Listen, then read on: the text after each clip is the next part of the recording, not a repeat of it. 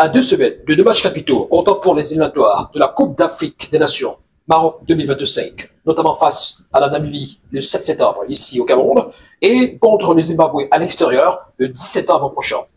Maurice, le sélectionneur des Lions, refait parler de lui et cette fois-ci, à travers notamment une réponse à une demande d'explication adressée par le secrétaire général de la FECAFOOT, la Fédération Camerounaise de Football, suite à sa sortie dans ce magazine belge DH Sport, où il taclait sévèrement le président de la Fédération Camerounaise de Football, Samuel Eto'o-Fils.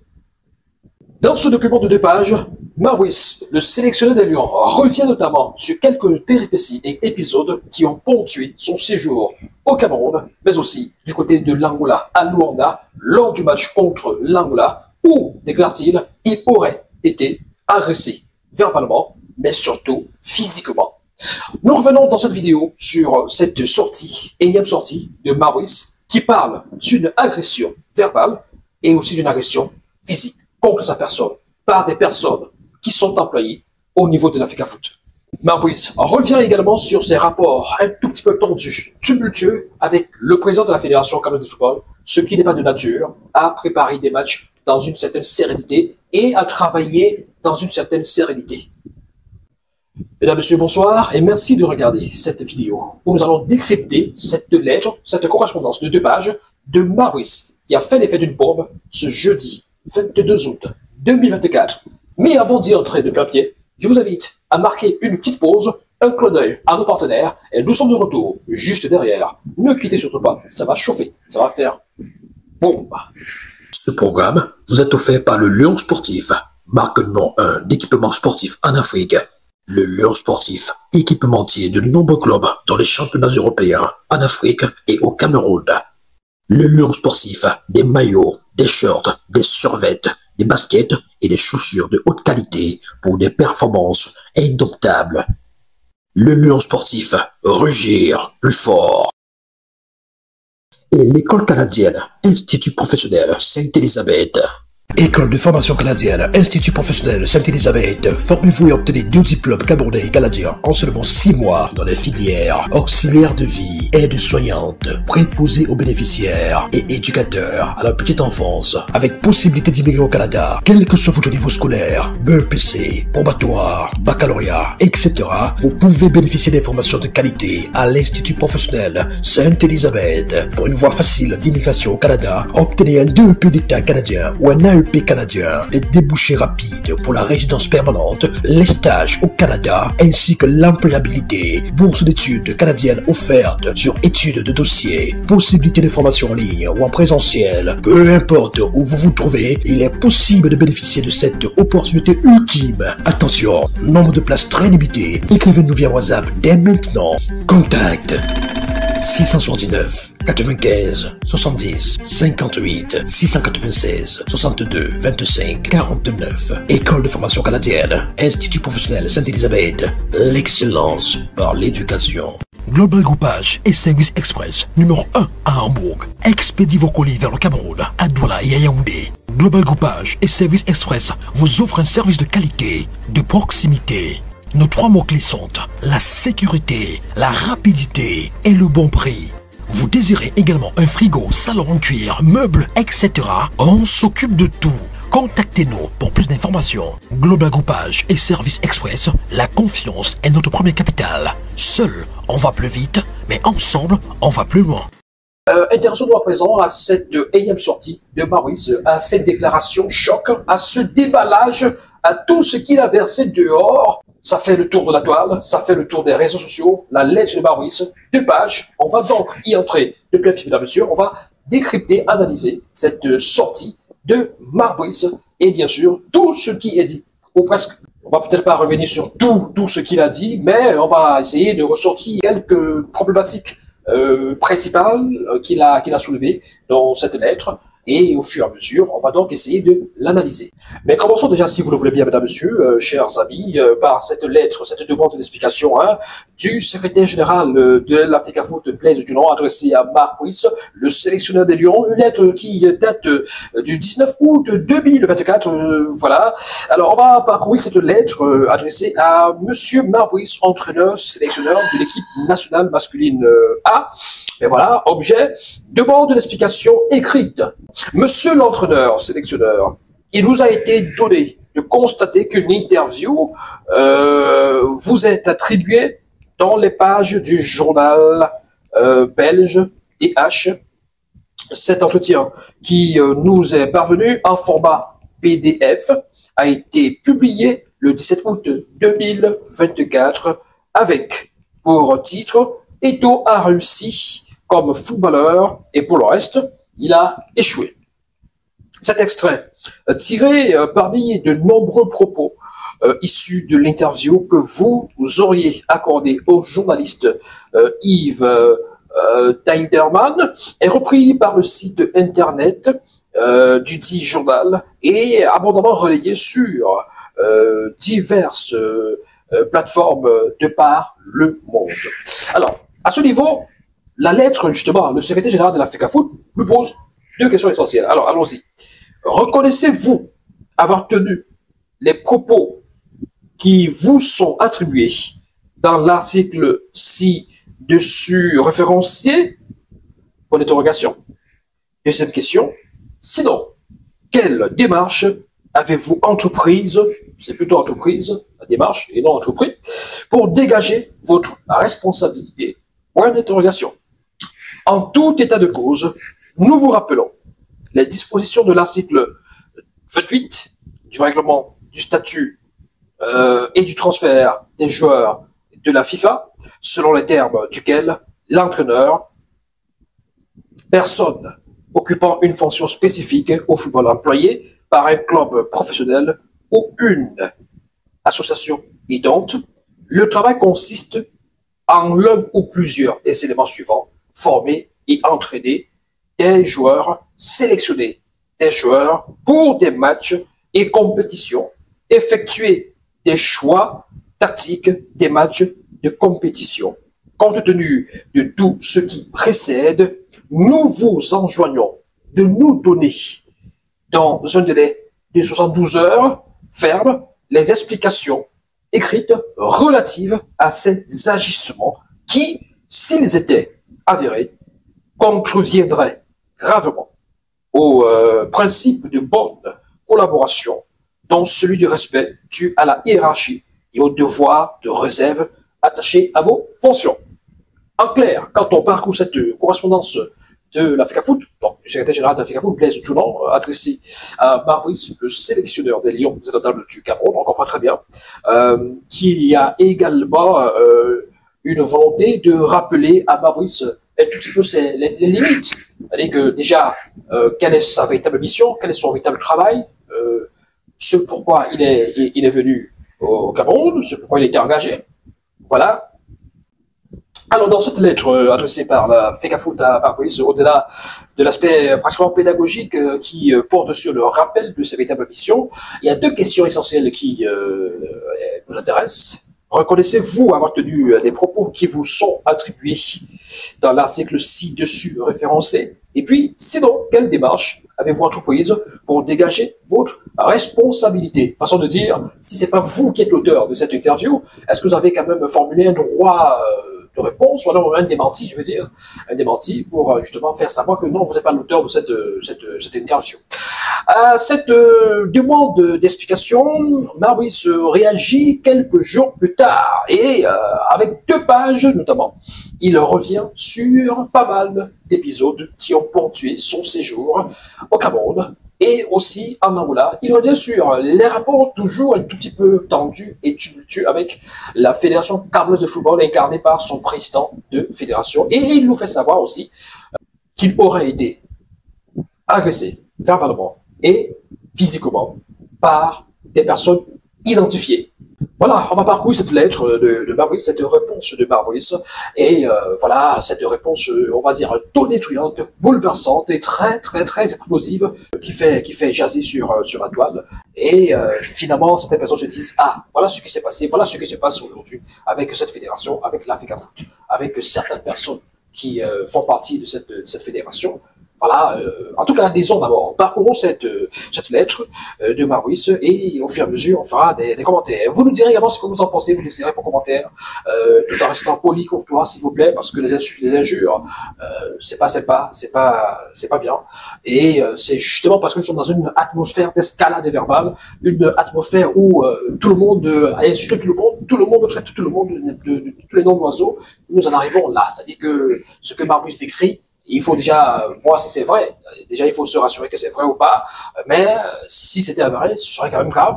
Et comme nous avons coutume de le dire, c'est la conséquence d'une atmosphère, d'un contexte toujours aussi pourri, toujours aussi pollué par des habitudes que nous pouvons mettre de côté. Franchement. Donc, lisons cette lettre. Alors, on va survoler cette lettre, on va prendre quelques parties, quelques extraits. Alors, il faut préciser que dans ce jeu, hein, dans cette lettre de page, Fabrice rappelle donc à Blaise Junior, secrétaire général de la Fédération camerounaise de football, une interview de Samuel Eto'o qu'il avait accordé à Alain Foka sur RFI il y a quelques années, où finalement Samuel Eto'o se déplorait le fait que dans nos sélections africaines, et particulièrement au Cameroun, on aime bien s'attacher les services des entraîneurs bénis, oui, oui. Des entraîneurs qui n'ont pas de personnalité, des entraîneurs qui ne peuvent pas dire non. Lui, il estimait, Samuel Eto'o, que si on veut vraiment que les choses changent, si on veut que nos sélections progressent, il faudrait qu'à la tête de ces sélections-là, on puisse avoir des entraîneurs qui peuvent nous dire non. Donc, lisons un tout petit peu cet extrait. Alors, qu'est-ce qu'il dit? Si vous voulez un changement, il vous faut un entraîneur qui vous dise non, qui vous dise je ne veux pas de ça. Or, au Cameroun, on veut des entraîneurs bénis, oui, oui. Donc, c'est ce rappel que fait Maurice au secrétaire général de la Fédération camerounaise de football pour lui dire, effectivement, je corresponds parfaitement à cette logique-là, c'est-à-dire que j'épouse parfaitement cette idée du président de la Fédération camerounaise de football qui voudrait qu'à la tête de vos sélections nationales, il n'y ait pas de béni oui, donc je ne suis pas un béni oui. Alors il va plus loin. Il dit, je ne suis donc pas un béni oui, et c'est dans cette logique de vérité et d'objectivité que j'ai accepté le poste d'entraîneur sélectionneur que l'État du Cameroun m'a confié et dont vous, FECAFOOT, êtes l'organisme utilisateur. Alors, je m'arrête à ce niveau-là. Maurice nous fait savoir que lui, non seulement il n'est pas un béni-oui, c'est-à-dire que quelqu'un à qui on dit monte, il monte, descend, il descend, saute, il saute. Quelqu'un devant qui on prend des décisions sur son propre travail, sur sa propre fonction, et il ne dit rien. C'est-à-dire que quelqu'un, un entraîneur, qui reste là, qui observe des gens faire des choix des joueurs à sa place, ou diriger les séances d'entraînement à sa place. Il dit non, lui il n'est pas de ce genre-là. Et voilà, c'est ce qui fait problème. Et puis, il rappelle qu'il a été recruté par le ministère des Sports, enfin, il rappelle qu'il a été recruté par l'État du Cameroun. Et c'est très intéressant ça. C'est-à-dire que lui, il a déjà bien étudié le Cameroun. Il a déjà bien observé. Bon, on sait quand un sélectionneur est recruté, il est recruté par la fédération. C'est-à-dire que même là-bas en Belgique, chez eux là, forcément, on sait que c'est la sélection qui recrute. Bon, mais lui, il dit au secrétaire général de l'Africa Foot qu'il a été recruté par l'État du Cameroun. Et la fédération est l'organisme utilisateur. Parce qu'en réalité, qu'est-ce qui se passe? L'État a fait un appel d'offres, a lancé un appel d'offres, un appel à candidature, c'est ça comme ça. Des entraîneurs ont postulé. Des candidatures ont été évaluées. Pendant ce temps, l'Africa Foot également étudiait d'autres profils et les a soumis même au ministère des Sports, qui a, d'après ses dires, aussi évalué également les prétentions salariales et a fait son choix sur Maurice. Maurice a été recruté, tout le monde n'est pas d'accord. Et au niveau de la fédération, on l'a fait savoir. Le staff qui a été mis à sa disposition ne faisait pas l'unanimité. Et il y a eu beaucoup de débats. Finalement, on a accepté Marbrice et on a rejeté son staff. Donc, c'est autant de péripéties qui ont ponctué, je veux dire, les premiers jours de Marbrice, même en directeur camerounais, son premier contact avec le Cameroun. J'ai pas envie de revenir sur cette prise de contact très houleuse au niveau de Tiga avec le président de la FECAFOOT. Donc, alors poursuivons avec cette réponse, ce texte de Marbrice. Après avoir justement évoqué le fait que la FECAFOOT est l'organisme utilisateur et que c'est l'État du Cameroun qui l'a recruté, il dit ceci, alors je poursuis. Ces valeurs m'ont toujours guidé tout au long de ma carrière. J'étais convaincu que je serais compris par la FECAFOOT. Quand il parle des valeurs, il parle des valeurs, des logiques qu'il a évoquées plus haut, les logiques de vérité et d'objectivité, quoi. Donc, qu'il a évoqué plus haut. Alors, il dit, j'ai été très surpris de recevoir votre courrier, alors que je m'attendais à recevoir les propositions relatives à l'organisation des prochains matchs, à la publication de la liste des joueurs convoqués et aux mesures prises pour éviter les cauchemars de la dernière fois. Et à aucune occasion, je n'ai vu la FECAFOOT condamner les attaques dont j'ai été ou suis l'objet et les insultes de toutes sortes contre moi et ma famille. Oui, parce qu'il faut dire que c'est grave. Les insultes auxquelles il fait référence sont des insultes qu'on peut vivre au quotidien et à chaque instant, chaque minute, chaque seconde, sur Facebook, même sur YouTube. Je suis sûr que pendant que je fais cette vidéo, c'est là. Ah oui, en bas là, dans les commentaires, il y aura plein d'insultes. Il y aura plein d'insultes, non seulement contre ma personne, mais aussi contre Marbrice. C'est justement cette atmosphère d'intolérance et cette atmosphère hyper conflictuelle qui fait problème. C'est-à-dire qu'on a 2 semaines de match des Lions, de 2 matchs même des Lions, mais on fait des commentaires, c'est-à-dire qu'on est sur Facebook pour insulter seulement, pour terrifier, c'est-à-dire que c'est comme si le projet de beaucoup de personnes, c'est d'effrayer ce monsieur afin qu'il libère les Lions, afin qu'il libère la sélection et puis qu'il rentre chez lui en Belgique. Je sais pas, à aucun moment, je n'ai vu une catégorie de personnes se dire, bon, il a été nommé, il a été recruté, on va le laisser travailler pour ensuite le juger. Même la victoire contre le Cap-Vert, avec la manière, 4 buts à 1, 4 tirs cadrés dans un match, 4 buts. Voilà. Même cette victoire-là n'a pas suffi à calmer certaines personnes. À calmer certaines personnes. Le match plutôt satisfaisant aussi, en Angola, 1 but partout, avec les péripéties que les Lions ont connues, avec voilà, des joueurs qui se sont aussi blessés, même pendant le match, Passau qui est sorti pendant le match, d'autres joueurs qui étaient indisponibles, Mominga Manu qui était souffrant, la préparation qui n'était pas optimale, avec toujours des soubresauts et des conflits par-ci, par-là. Et c'est maintenant que nous sommes même au courant de certaines choses qui sont passées là-bas, en Angola. Donc, les qualificatifs du genre la brocante belge, les qualificatifs du genre ce retraité, ce chômeur, ce foiré, il est venu se faire de l'argent au Cameroun. Il n'avait pas, il était en chômage en Belgique. Il était dans la rue.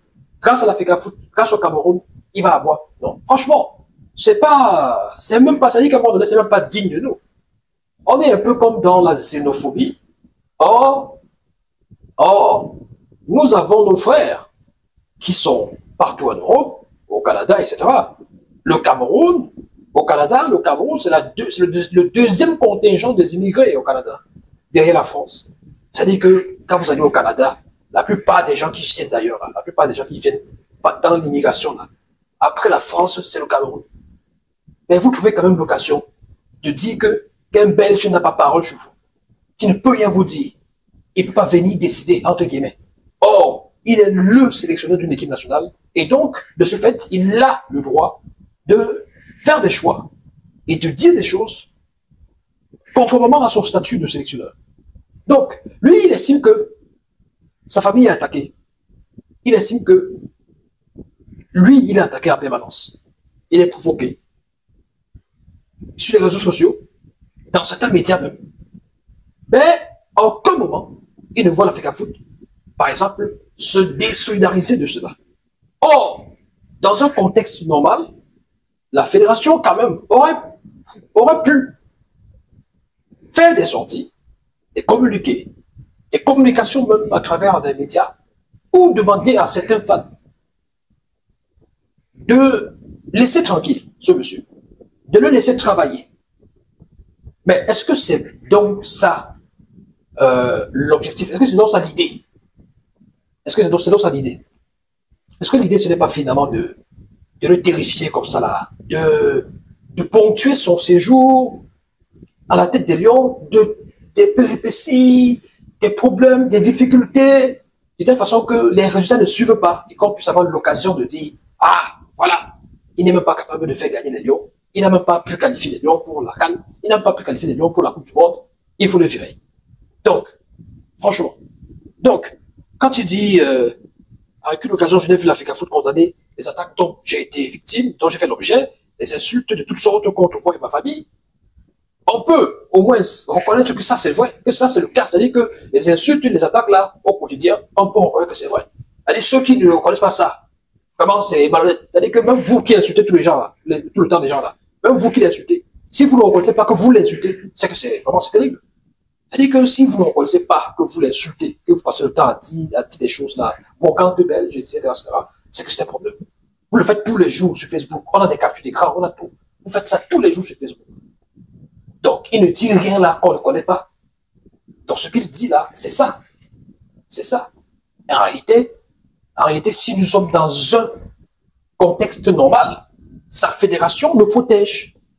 Ben oui, c'est la logique. Mais quand il le dit, on a l'impression que peut-être il a inventé, qu'on a l'impression que c'est juste les problèmes qu'il cherche. Or, c'est ce qui devrait être, en principe. Monsieur le secrétaire général, je voudrais vous rappeler ces quelques faits qui m'ont frappé. Alors là, ça monte, hein. Ça monte. Qui m'ont frappé lors du premier regroupement de l'équipe nationale qui fut tumultueux, comme vous le savez, au cours de ces séjours à Yaoundé et à Luanda, en Angola, en mai dernier. J'ai vécu les plus grandes frustrations de ma carrière d'entraîneur.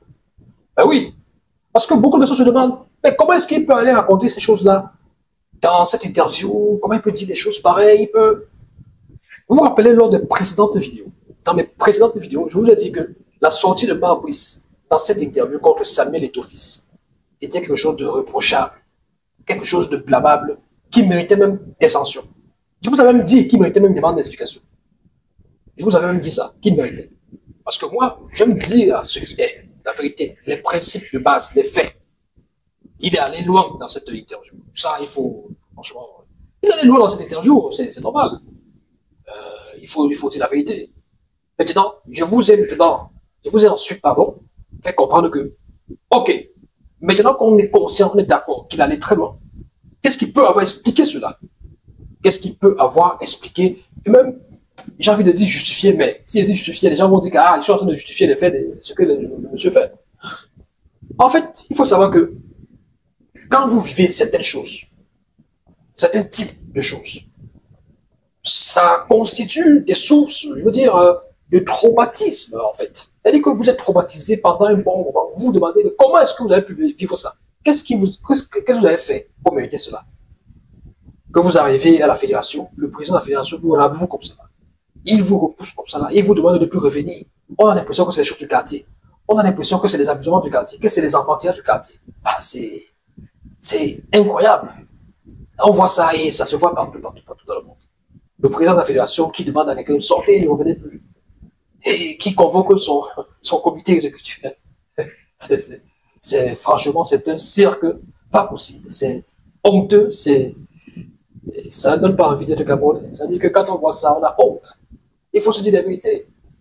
Et si vous aimez vraiment certaines personnes, et Eto'o-Fils et tout ça, il faut leur dire la vérité. Il faut leur dire, c'est pas bon. Pas bon. D'ailleurs, ils ont fait une cérémonie où ils se faisaient pardon.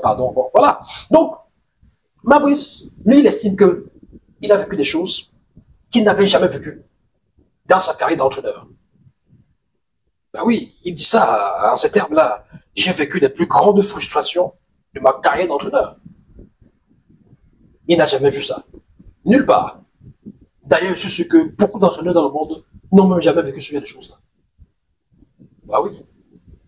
Est-ce que c'est fait à dessein pour le décourager absolument?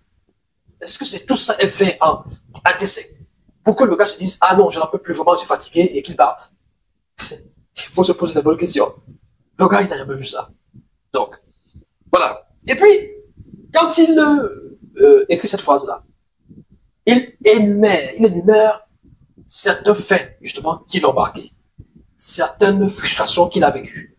On va les survoler, on va les parcourir, si vous voulez bien. Comment comprendre qu'un entraîneur soit privé de matériel pédagogique, confiscation des maillots, des ballons, du bus, lors des séances d'entraînement pour un match essentiel relatif aux qualifications pour la Coupe du Monde Canada, États-Unis, Mexique 2026. Quand on le dit, les gens disent « vous avez inventé ». C'est faux, vous mentez. Donc lui qui le dit, en tant que sélectionneur qui était à l'intérieur du vestiaire, de la tanière, on va dire ça comme ça, donc il a inventé ça. On l'a dit suffisamment. Les Lions, lors du premier jour du regroupement, il y a eu des soucis. Il n'y a même pas eu des maillots. On se rappelle que chaque joueur avait ses maillots qu'il avait ramenés de son club. On s'en souvient. C'était ahurissant, c'était voilà, étonnant. C'était hallucinant. Donc, il dit ça. Le bus, finalement, c'était le bus de Moussango. Voyage, que les Lions ont utilisé. Bon, on se pose bien la question de savoir où est le bus de One Sport jusqu'à présent. Jusqu'à présent, toujours pas. Toujours pas. En fait, si One Sport avait déjà le niveau de bus, je pense que c'est avec ce bus-là que les Lions auraient... Bon, voilà, no comment. Et puis il dit, comment comprendre que des gens que je ne connais pas et avec qui je n'ai jamais travaillé soient dans mon vestiaire le jour du match?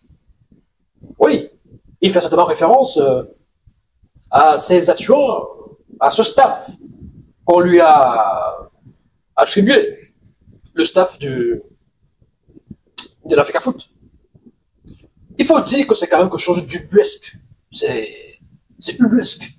On a l'impression d'être dans un vaudeville. Pour ceux qui savent ce que c'est, les vaudevilles. Allez taper le dictionnaire. Je n'ai pas le temps de vous expliquer de quoi il s'agit. Voilà. Donc, Marc Brice, on lui a confié un staff. Le médecin, l'État lui a confié un staff. Omami, Achubesson, avec Aliou Bouka comme entraîneur des gardiens, etc. etc. Bon. De l'autre côté, on lui donne également un staff. Sauf que les entraînements, c'est avec le staff que l'État lui a donné. Sauf que la préparation des matchs, c'est avec le staff que l'État lui a confié. Sauf que même la supervision des joueurs à l'étranger. Et donc, forcément, la sélection des joueurs, la convocation des joueurs, c'est avec ce staff-là. C'est avec les Omami qui sont là. Donc, ces préparations, ces mises en place tactiques et tout le reste. Les préparations des matchs avec le staff que l'État lui a confié. Mais le jour du match, vous voyez quand même les papas là, Tongo Pile, David Pago qui courent, qui viennent, qui se mettent aussi là. Ils viennent, qui partent où? Eux-mêmes là, ils ne peuvent pas dire au président de la fédération que président, on est honoré par votre nomination. Mais tant que le contexte ici n'est pas encore résolu, tant que le conflit n'est pas résolu, qu'est-ce que nous faisons là? Nous servons à quoi, finalement? Qu'est-ce qu'eux aussi font? C'est-à-dire que vous voyez des papas comme ça là qui partent se faire humilier, qui prennent part à un vaudeville, à un cirque tellement c'est honteux, quoi. Qui partent où? Et ils savent pertinemment qu'ils ne vont pas être sur le banc de touche, qu'ils ne vont pas travailler avec le monsieur. Et ils connaissent le contexte, ils savent que c'est compliqué et que c'est pas évident. Pourquoi ils acceptent ça aussi? Tongo Pile, David Pagou, ah, c'est Kameni, c'est ahurissant. Donc, Fabrice se demande, qu'est-ce que ces gens-là font dans mon vestiaire? C'est pas avec eux que j'ai travaillé, j'ai pas préparé ce match avec eux. J'ai pas convoqué les joueurs en prenant en considération leurs conseils, leurs suggestions, tout le reste. On n'a rien fait ensemble, mais comment est-ce qu'ils peuvent être là? Donc, voilà. Il continue. À la veille du match contre l'Angola, comment comprendre que des lettres de menace soient envoyées aux joueurs avec copie à leur club, malgré une victoire écrasante contre le Cap-Vert, ce qui visait clairement à les démoraliser? Sur les différents plateaux de télévision où nous avons été invités, où j'ai été invité, où j'ai pu réagir à cette actualité, sur mes différentes plateformes, Facebook, etc., où j'ai pu analyser cette situation, moi je dis que c'était pas le bon moment, c'est pas le timing. Écoutez, le président de la fédération, il a ses prérogatives. La fédération a le droit d'adresser des lettres à ses joueurs pour leur rappeler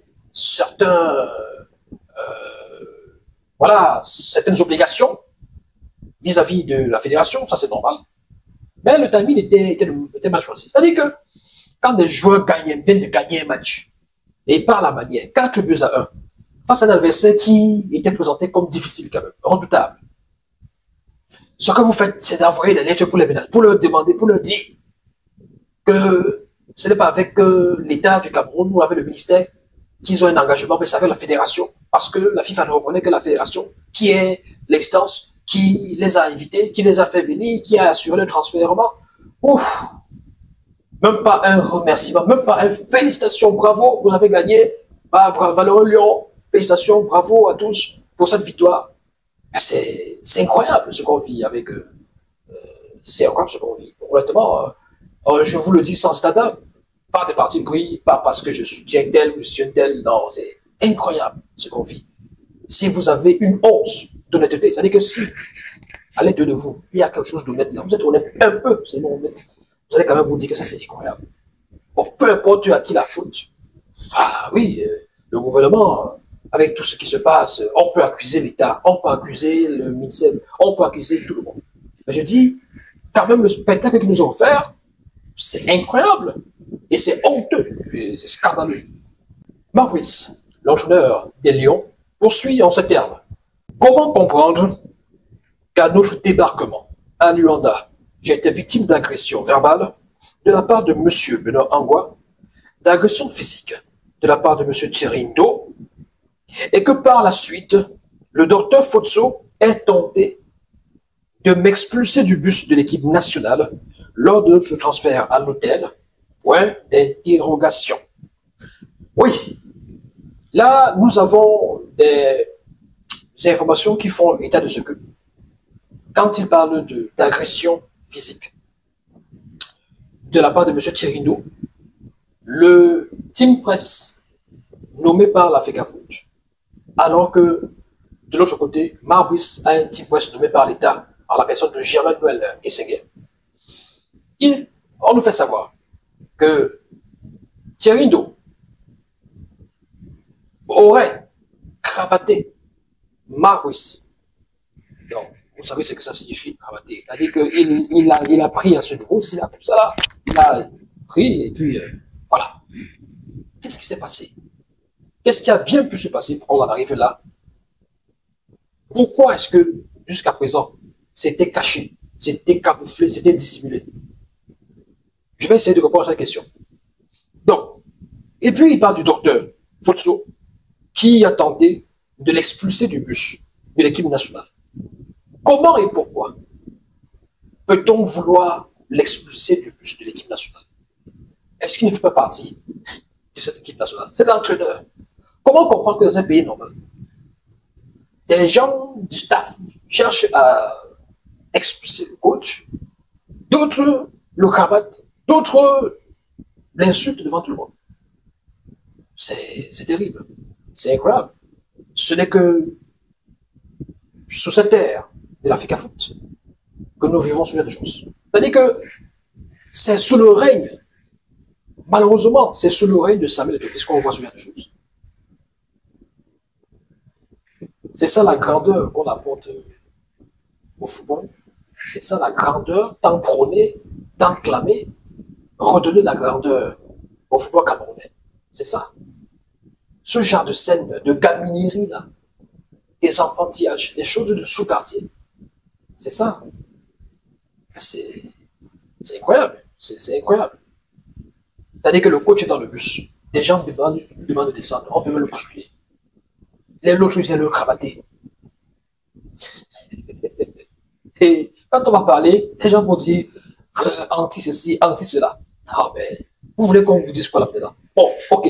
À ce moment-là, qu'est-ce que vous voulez qu'on dise? Qu'on applaudisse? Qu'on dise non, c'est ça, c'est normal. C'est normal, il faut faire ça. C'est ça? Pas possible. Ah, c'est incroyable. C'est incroyable.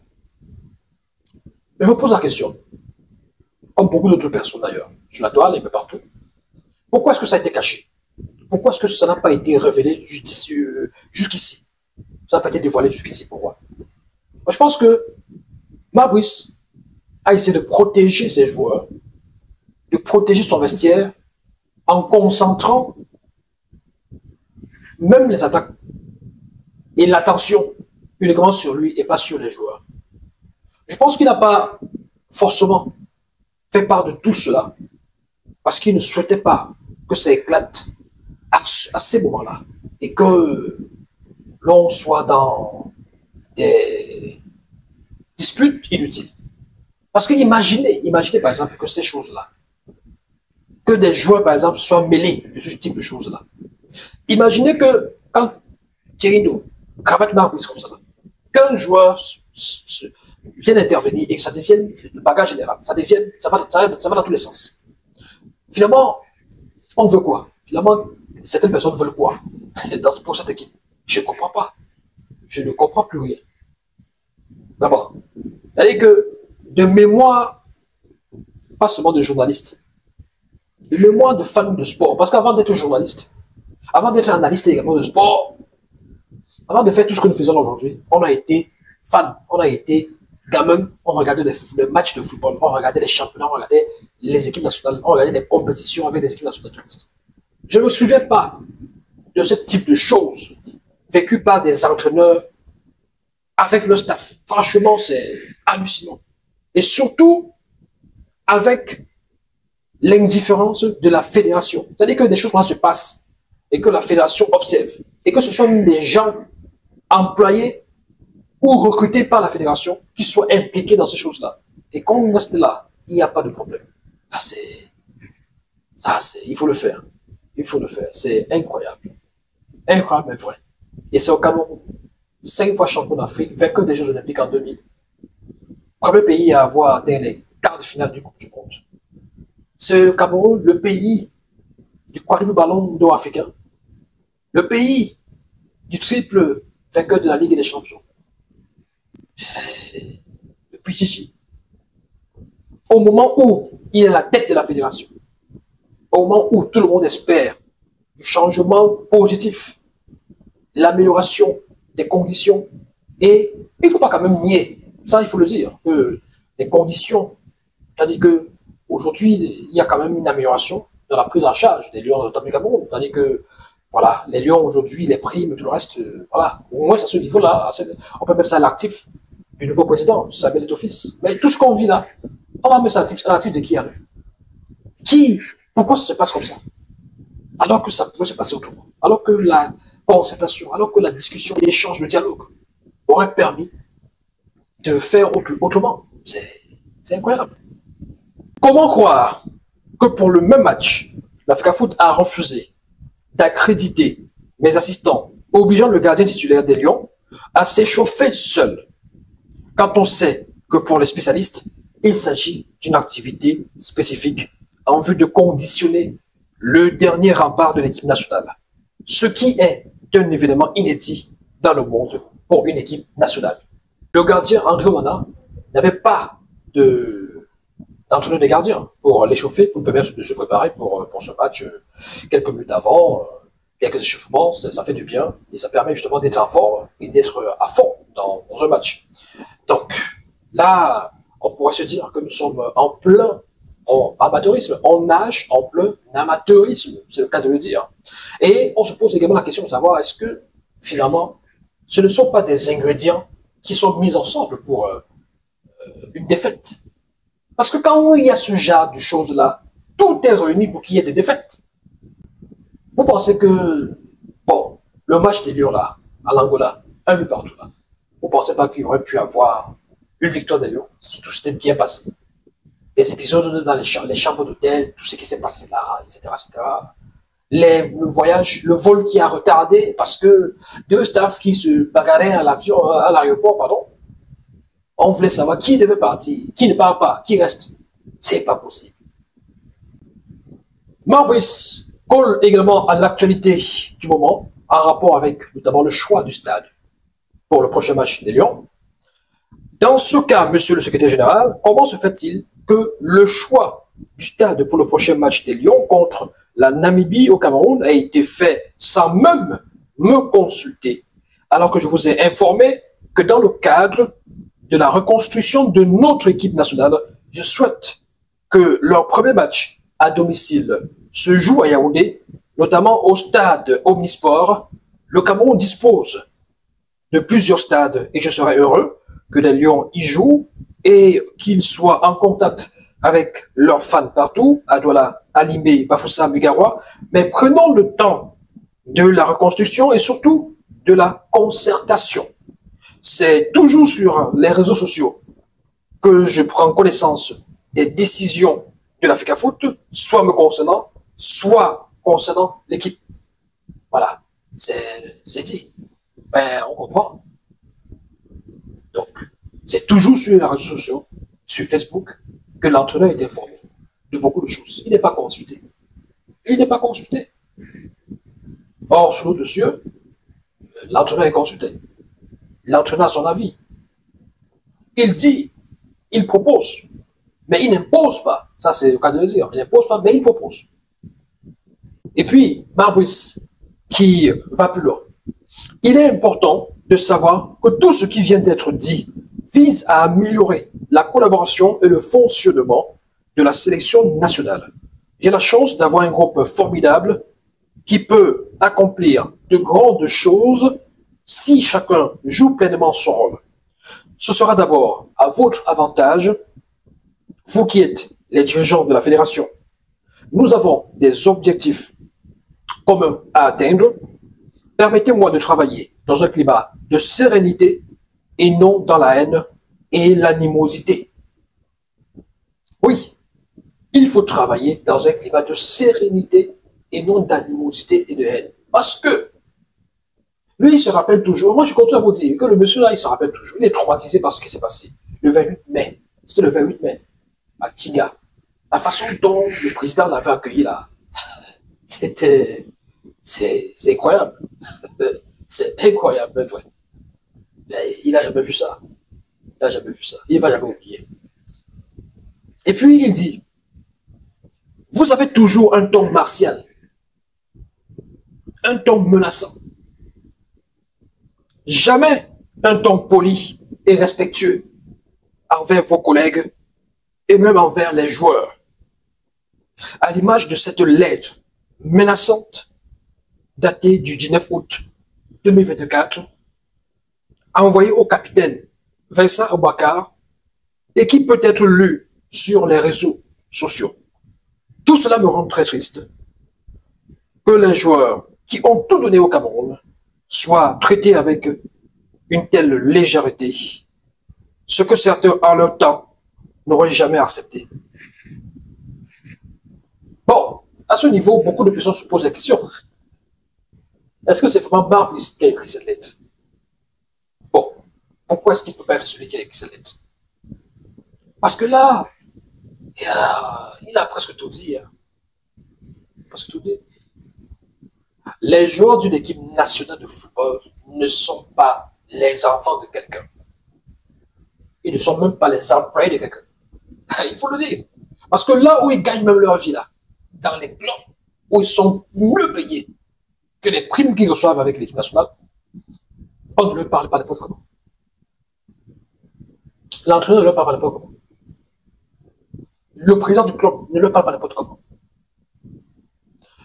Mais, depuis 2021, avec la nouvelle FECA Foot, on a l'impression que, en fait, la fédération là, que les joueurs là, les autres collaborateurs, c'est-à-dire qu'on a l'impression que on peut parler aux gens n'importe comment. On peut tout faire, on peut dire des choses parce que on est, parce qu'on a été, parce qu'on était. C'est pas ça. C'est pas ça. Vous voyez ça où? Vous voyez ça où? Après un match de football, que des gens ont gagné. 1-0. Le président débarque dans les vestiaires et gronde tout le monde. Se plaint, menace. Chaque fois qu'il faut s'adresser aux gens, aux joueurs, et à Marbuis, on a toujours... Moi, j'avais dit ça quelque part. C'est-à-dire que, depuis la nomination de ce monsieur, depuis qu'il est nommé, est-ce que, bon, à l'époque, est-ce que vous voyez les correspondances qui étaient envoyées à Riobesson? Ça se retrouvait sur Facebook. Est-ce que les correspondances, les lettres qui étaient envoyées à Riobesson, les convocations, si c'est là, est-ce que c'était sur Facebook? Est-ce qu'on voyait ça sur Facebook? Ils faisaient leurs réunions, ils faisaient des petites séances de travail, on voyait souvent les comptes rendus, on voyait souvent les conférences de presse. Depuis que Marbuis est nommé, toutes les lettres, toutes les convocations adressées à Marbuis, c'est sur Facebook. Et quand vous lisez la lettre, vous lisez le ton employé, c'est compliqué, c'est toujours déjà menace, c'est toujours comme chantage. Veuillez vous présenter si au cas, sinon, c'est pas, c'est incroyable. Les footballeurs, chaque jour les lettres de menace. Ils gagnent un match contre le Cap-Vert, on leur écrit pour leur dire que attention, vous savez que c'est avec l'Afrique qu'on devait dîner. L'autre jour, c'est une lettre également envoyée avec Sambouaka et certainement ses coéquipiers qui fait état de ce que l'Afrique Foot a déjà apprêté tout sur place à Douala. Donc, pour déjà pousser les joueurs à faire une sorte de choix, de choisir un camp dans ce conflit FECAFOOT MINSEP. Parce que vous savez que le ministère veut que le match se joue à Yaoundé et que la FECAFOOT dit avoir déjà réservé, dit voilà, que ça va se jouer plutôt à Japoma, à Douala. Donc, ils envoient des lettres avec Sambaka et ses coéquipiers pour leur dire attention, vous savez que, et selon les lois de la FIFA, vous devez vous mettre à la disposition de la FECAFOOT. Donc, ne tentez pas d'aller, de vous mettre derrière le ministère des Sports. Parce que, non, on n'a pas besoin de ça. Monsieur le secrétaire général, je ne suis pas l'ennemi de la FECAFOOT. Jamais dans mes propos, je ne cherche à heurter la sensibilité des autres, et telle n'est pas mon intention. Je souhaite être évalué uniquement sur la base de mes résultats, et non sur ce que j'ai dit ou ce que je n'ai pas dit. J'ai un contrat avec l'État du Cameroun, et les objectifs m'ont été fixés dans le cadre de la prochaine CAN au Maroc et la Coupe du Monde 2026. Je reste prêt à travailler en toute confiance avec l'AFECAFOOT. Seulement, donnez-nous des interlocuteurs polis, courtois, professionnels, et nous travaillerons tous ensemble pour faire avancer l'équipe nationale des Lions indomptables du Cameroun. Pour ma part, je considère que les incidents sont désormais derrière nous et nous devons regarder vers l'avant pour apporter de nouvelles victoires aux Lions indomptables et combler de joie nos millions de supporters au Cameroun et dans le monde. Voilà, Marbuis qui a donc rédigé cette lettre qu'il a envoyée au secrétaire général de la FECAFOOT, M. Blaise Dioula.